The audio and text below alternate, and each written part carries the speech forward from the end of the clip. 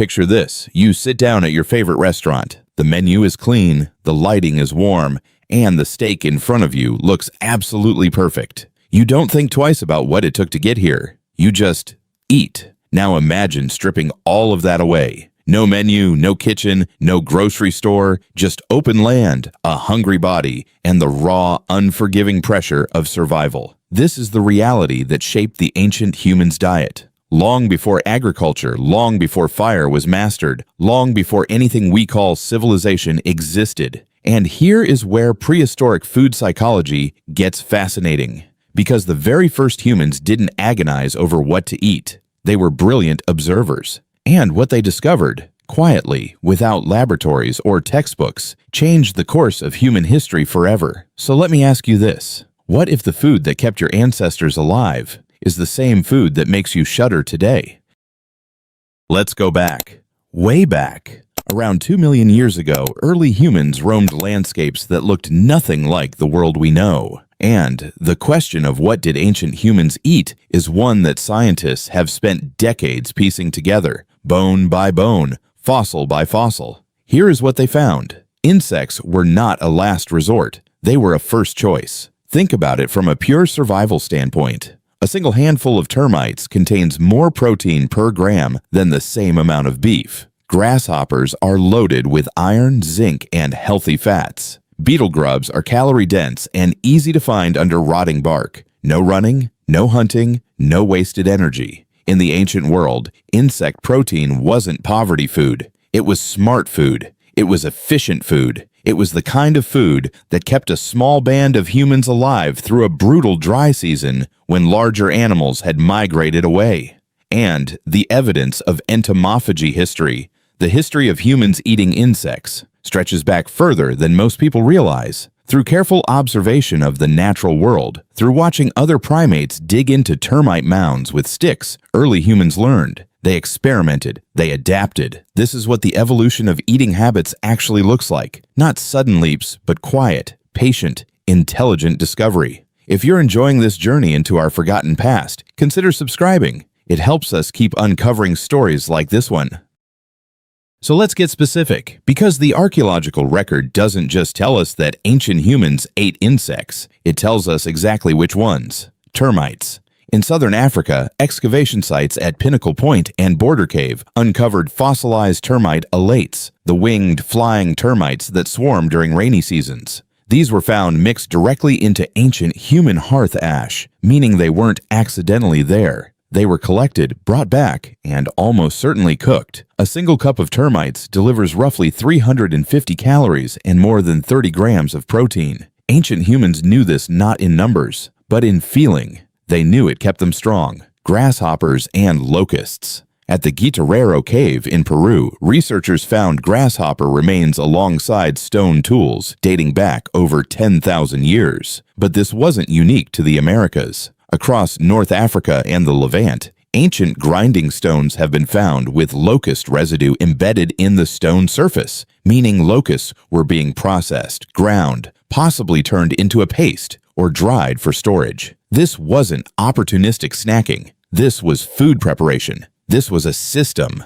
Beetle grubs and larvae. In Australia, the witchetty grub, the large white larva of the ghost moth, has been a documented staple of Aboriginal diet for over 60,000 years, making it arguably the longest continuously consumed insect food in human history. Rich in protein, fat, and calories, it was often eaten raw, directly from the root of an acacia tree. Early humans across Africa showed identical behavior, extracting beetle grubs from rotting logs with sharpened sticks. Ants. Honey ants, desert ants that store nectar inside their swollen abdomens, were a prized food source for ancient populations across Australia and the American Southwest. Archaeologists have found evidence of deliberate harvesting sites where these ants were collected in large numbers. They were essentially living candy, sweet, calorie-rich, and completely reliable as a food source during dry seasons when almost nothing else was available.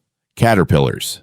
In what is now Botswana and Zimbabwe, the mopane worm, technically the caterpillar of the emperor moth, has been harvested for thousands of years. Chemical analysis of ancient human coprolites from this region found mopan caterpillar chitin fragments consistently. These weren't eaten occasionally. They were a seasonal staple, dried and stored the way other cultures preserve fish or meat. Cicadas. Perhaps the most dramatic of all, cicadas emerge in their billions on a predictable schedule, making them one of the most reliable mass food events in nature. Evidence from multiple Native American archaeological sites shows that cicada emergence events were actively anticipated and harvested. Large communal cooking pits lined with heated stones have been found at sites that correspond geographically and temporally with known cicada emergence zones. Each of these insects tells the same story. Ancient humans were not randomly putting things in their mouths out of desperation. They were watching,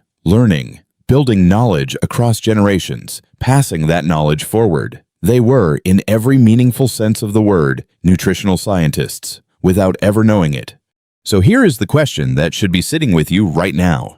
If insects were so nutritious, so available, so deeply embedded in the ancient humans' diet, why do so many people today, particularly in the Western world, find the idea so deeply revolting?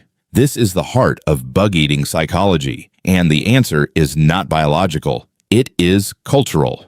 Research in disgust response food evolution shows us something remarkable. Disgust is not a fixed, hardwired instinct. It is learned. It is taught. It is passed down through generations of social conditioning. In most of Europe and North America, industrialization transformed food culture. Animals became invisible inside the food system, wrapped in plastic, abstracted behind brand names. The more distance placed between a person and the raw reality of their food, the more unfamiliar, and therefore threatening, anything outside that system began to feel. Insects were never part of that industrial narrative, so they became, by definition, not food. But here is what makes this psychologically fascinating. Studies show that when Western individuals are simply told that a food is a traditional delicacy before eating it, their disgust response drops significantly. The food itself doesn't change. The perception does. Which brings us to the real question. Think about it. Is our disgust toward insects actually a biological shield protecting us from harm?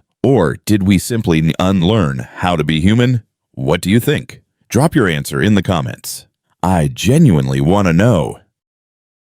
Here is something worth sitting with. Right now, in 2026, over 2 billion people around the world regularly eat insects as part of their diet, not out of desperation, out of tradition, nutrition, and increasingly, out of choice. High-end restaurants in Copenhagen and New York are now featuring insect-based dishes on their menus. Food scientists are developing cricket flour, mealworm protein bars, and locust-based pasta. The United Nations has formally recommended insect farming as one of the most sustainable food solutions for a growing global population. The ancient practice of entomophagy history is not dying. It is returning, dressed in new clothes, backed by science, driven by necessity. And here is what all of this tells us about who we are as a species. The story of early humans and their relationship with food is not a story of desperation. It is a story of observation, of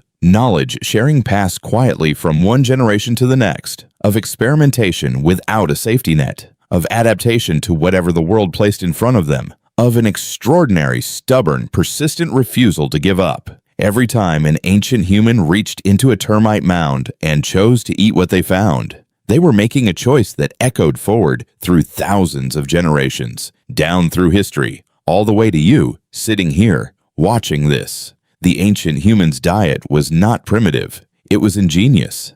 And the lessons buried inside it, about resourcefulness, about curiosity, about letting go of what we think we know in order to survive, may be more relevant now than ever. So I'll leave you with this. If your ancestors hadn't pushed past their fear, past their hesitation, past their disgust, to eat whatever the earth offered them, would you even be here today? Think about that.